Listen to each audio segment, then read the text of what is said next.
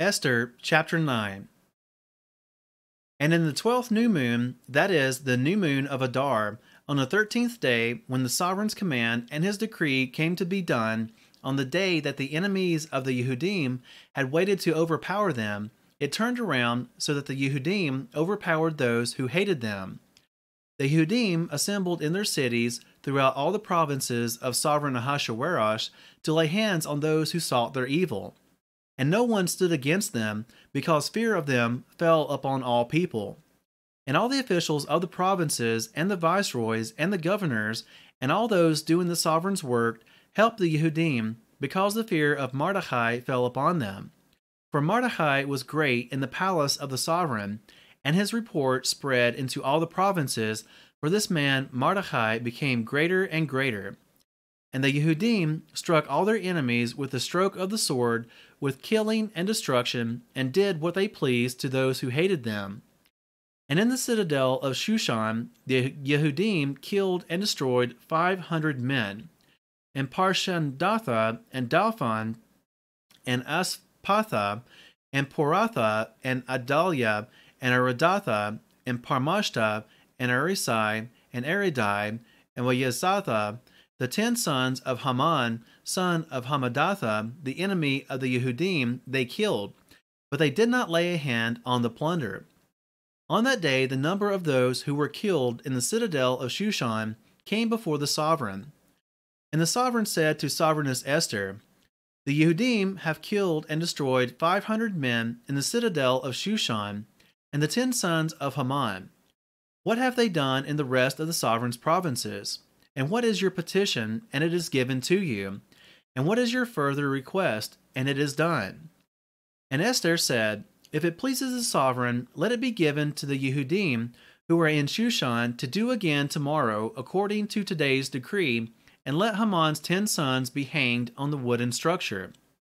And the sovereign commanded this to be done, and the decree was given in Shushan, and they hanged Haman's 10 sons.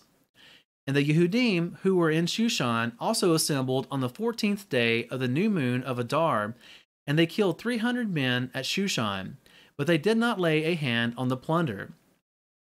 And the rest of the Yehudim in the sovereign's provinces assembled and stood for their lives, and to get rest from their enemies, and to kill 75,000 of their enemies, but they did not lay a hand on the plunder. That was on the 13th day of the new moon of Adar, and on the 14th they rested in it, and made it a day of feasting and gladness. But the Yehudim who were at Shushan assembled on the 13th day, as well as on the 14th day, and on the 15th day they rested in it, and made it a day of feasting and gladness. Therefore the Yehudim of the villages who dwell in the unwalled towns were making the 14th day of the new moon of Adar a good day of gladness and feasting, and for sending portions to one another. And Mordecai wrote these matters and sent letters to all the Yehudim who were in all the provinces of sovereign Ahasuerus, both near and far, to establish among them to memorialize the 14th and 15th day of the new moon of Adar yearly, as the days on which the Yehudim had rest from their enemies, as the new moon which was turned from sorrow to joy for them, and from mourning to a good day, that they should make them days of feasting and joy, of sending portions to one another and gifts to the poor. And the Yehudim undertook to do as they had begun, and as Mordecai had written to them, because Haman, son of Hamadatha the Agagite, the adversary of all the Yehudim, had plotted against the Yehudim to destroy them, and had cast Pur, that is, the lot, to crush them and to destroy them. But when she came before the sovereign, he commanded by letter that his evil plot which Haman had plotted against the Yehudim should return on his own head, and that he and his sons should be hanged on the wooden structure. Therefore they called these days Purim, after the name Pur.